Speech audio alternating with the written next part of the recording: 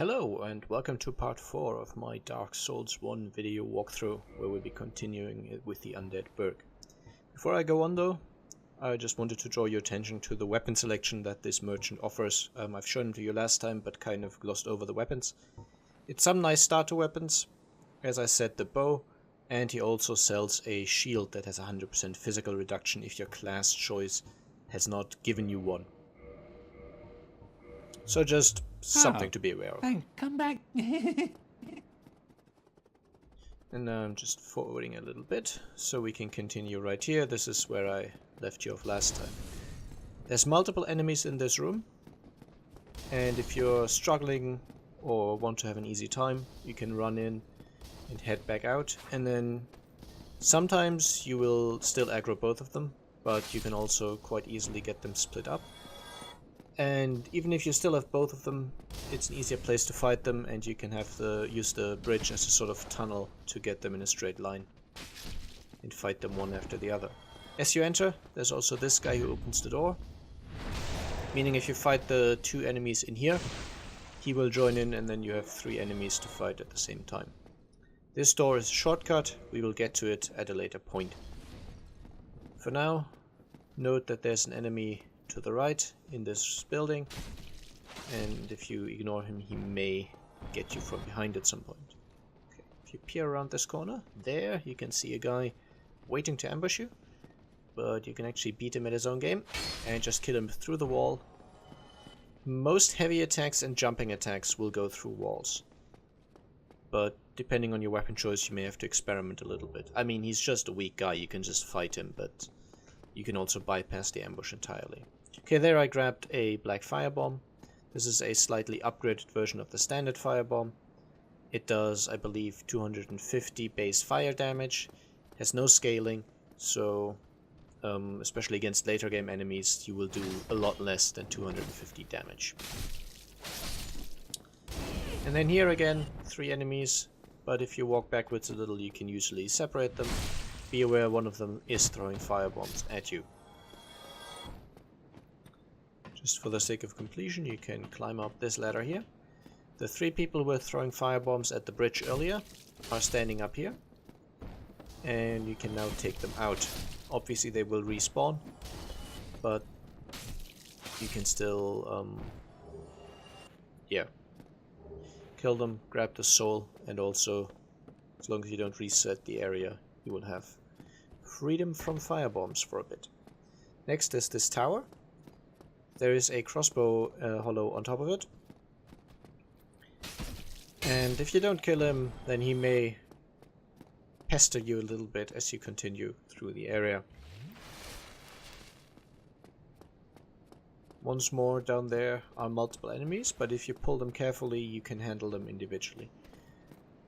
The sword-wielding ones tend to be quite quick, and they run up to you.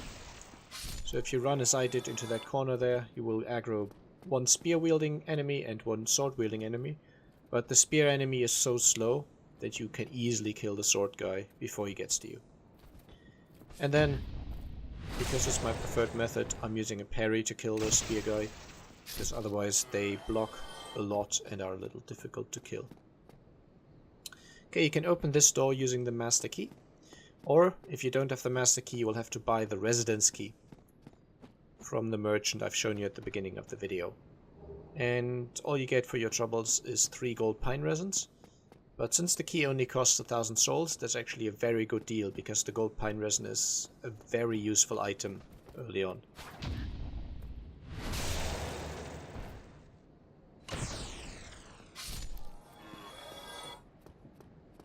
And as you check up the stairs here, you will notice there's an enemy standing behind a barrel, and you can pretty much guess what's going to happen. As you approach, he's going to kick the barrel down, but it's quite easy to avoid, and usually the barrel kills him as well. Okay, so before heading further up the stairs, there's one more thing to show you. If you go down this little sideway here, there's a very powerful enemy standing there in the back. It's a Black Knight.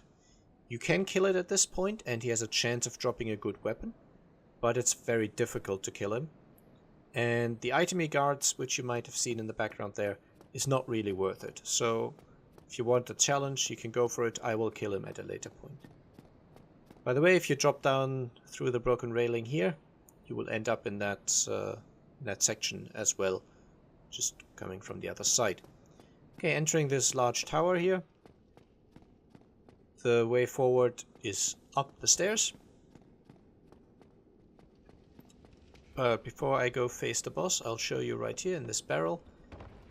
There's an enemy called the Crystal Lizard, which is an enemy that doesn't attack you, but if you kill it, you get some nice loot. Here you see what happens if you don't kill it in time. I'm deliberately letting it get away from me. Eventually they burrow into the ground and disappear. And the only way to get this one to respawn is to reset the entire area, either by leaving and coming back or by dying. In most other cases, you could also just reload your save, but because this lizard is connected to the barrel it's hiding in, if the barrel is broken, then you need to actually reset the area again by dying or leaving and coming back. Now entering the boss fog, first thing you should do is climb up these stairs, because there's 2 crossbow hollows who will otherwise be damaging you or attacking you during the boss fight. And I recommend just killing them. The boss doesn't spawn until you move further along the bridge anyway, making this an easy detour that can help a lot with the boss fight, especially if you're struggling. And this is also where the gold pine resin comes in handy, because it is a flat increase in damage in the form of lightning damage added to your weapon. Later game enemies will have higher resistances, so it won't be as effective anymore. But this early on, it actually does quite a bit of damage, and for the first 2 or 3 bosses, using it can be very advantageous. So it's nice to just grab it. It's only 1,000 souls for the Residence Key, and if you have the Master Key, it's free. So definitely make use of that. The enemy is not particularly weak against lightning, it's just the bonus damage scales quite nicely with the early game. Alright, now that's done. I'll show you another way to defeat this boss very quickly. For that, I'm going to be using my warrior. First things all the same, I've cleared out the crossbow guys and I'm now heading along to spawn the boss, and I'm also applying the gold pine resin. But now I turn around and run up back to the ladder and climb up the ladder. Because just like with the Asylum Demon, the game gives you the option of using a plunging attack here. And as you notice, with a powerful weapon and the pine resin, this does a tremendous amount of damage.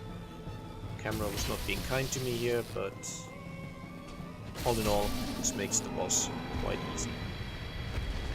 And he was also kind enough to drop me his rare drop this time around,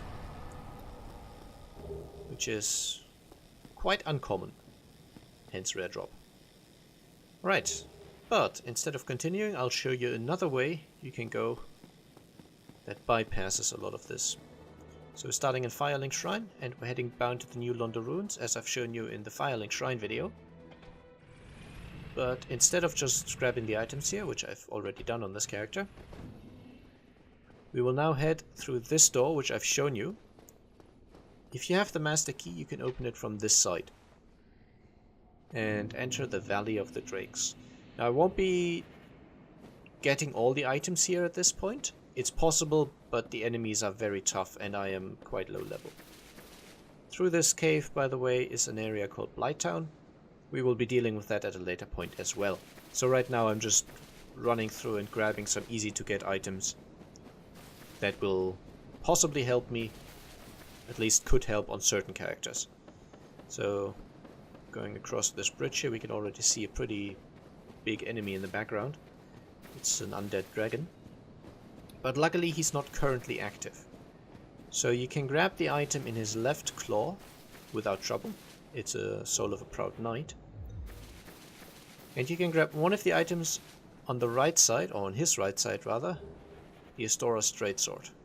But if you grab the final item, the Dragon Crest Shield, he will wake up. If you dodge the attack correctly, you can actually survive this, but it's pretty tricky, so you will likely die, especially on a first playthrough. If you are, as I am here, on a ranged character, you can actually kill him from a safe distance. All he does at this distance is spit his poison, and yeah, all I have to do is spam my magic. I did spend the 4000 souls to also get the final spell that Rickard teaches, so I now have a fairly decent arsenal. You can obviously also use a bow, but you will need a lot of ammunition because the damage will not be as good as my soul arrows, and those are already pretty measly. So if you want to fight this guy, you will either have to have a lot of patience or wait until later in the game when you do a lot more damage. Now your reward for killing it, however, is pretty nice. It's 3000 souls, that's the nice part, and a dragon scale, which in most cases is useless. Now this ledge over here, which I'm currently running across, if you aggroed the dragon and want to get past him, that's the easiest way, because he can't get to you if you're on that ledge. Now back on the pyromancer who already grabbed the items and died, I'm just going to wait and quickly run through and grab my souls. This is quite risky, but it's only 500 souls, so I was willing to risk it. Again, you can use that ledge up above to get by him safely, but I wanted to grab my bloodstain. And then you can walk across this very narrow path. There is a drake here trying to kill you, but with a bit of practice and timing you can get past him, even though it's quite narrow. It's also guarding a cave that has a humanity in it. I'm not going to grab that right now. Again, the full walkthrough of this area will be at a later point. I'm just transiting through here and grabbing some stuff. Because what I want to do right now is go up this elevator.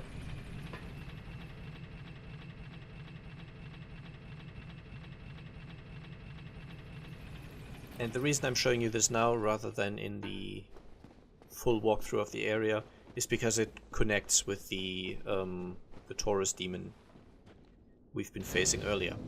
So there's a bonfire in here. Unless you really know what you're doing, I strongly suggest resting at it, because as I exit this cave, to my right there's another one of those Black Knights. He's the one wielding the Black Knight halberd. And he was also guarding the Grass Crest shield. Now that shield, it doesn't look like much from its stats, but it has a bonus effect, which I'm about to show you.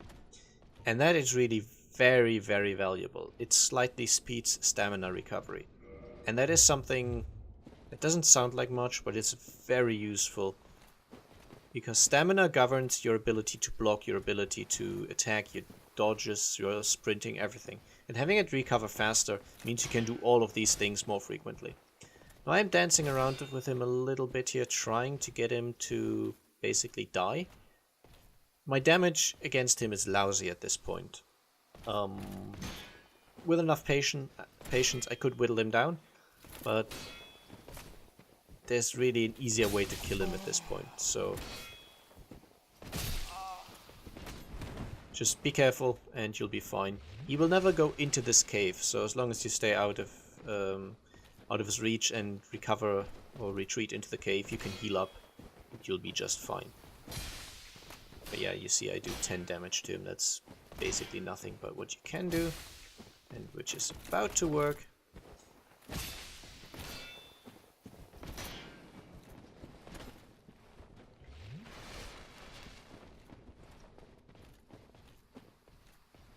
is you can wait for him to position himself just right, so he's actually facing off the edge, and then you can use a backstab, and that will propel him off the edge and get you an instant kill. And in this case I was quite lucky, because I got the Black Knight halberd as a drop. That's about a 20% chance, and is a very, very powerful weapon. As you saw from the weapon requirements, I'm not able to wield it yet, and I'm not really close to being able to wield it. So I need at least another 10-15 level ups probably. But the weapon is very, very strong. It is also upgraded with Twinkling Titanite instead of normal Titanite. And the crystal lizards that I've already shown you one of, they are always guaranteed to drop 2 Twinkling Titanite each. Over here you get the Hunter starting set and a longbow. So if you didn't want to buy a short bow from the merchant because it was too expensive for you, there's a free bow for you right there. And here's another crystal lizard. I'm going to use fireballs to kill it. And you will notice that this also dropped 2 Twinkling Titanite. There's a chance of getting additional drops, but you will always get the 2 Twinkling Titanite. Alright. Now, for the part where I actually connect back to the second section of Undead Burg, this was all just optional stuff that I wanted to grab. The shield is very nice. Getting the halberd is lucky, but I wasn't really going for that. And of course the crystal lizard. Since you're in the area, you might as well kill it. Now heading this way, there is a sort of small patch of forest here that has some crystal golems in it. Just like the Black Knight, you're not going to be doing much damage to these at the moment. And in the background there's also a huge Hydra. You could probably handle them at this point if you know what you're doing, but I would advise against it. It's not worth it. You can come back here later, and I will. What I really want to do is go through here, through this door, using the master key. Now be aware of this guy. He is powerful. He has huge defense, huge damage. He's fairly quick for his, considering his massively heavy equipment. Again, unless you really know what you're doing, this is one of those sections where you just run past stuff and don't try to engage it, because you can't really handle it. But this area might feel familiar to you. This is the guy who kicks the barrel down, just from the other side, of course. And the cool thing about this guy, who's called Havel by the way, he doesn't leave the tower. So when you leave it, he basically stops following. Alright, now I can go through this area.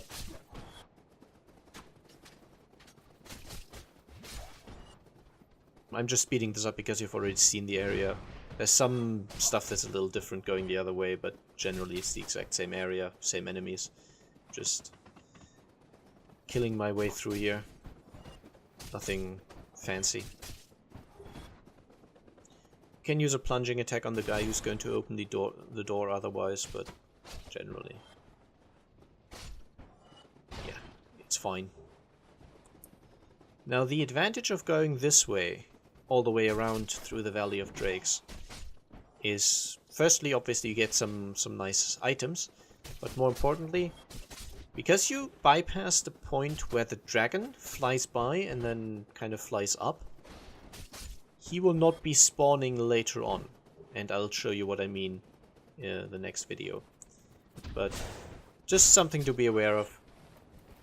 Going this way removes the hassle of that dragon. Alright, so that's the second section of Undead Burg completed. I hope you find this helpful, and as always, leave some feedback, and bye bye.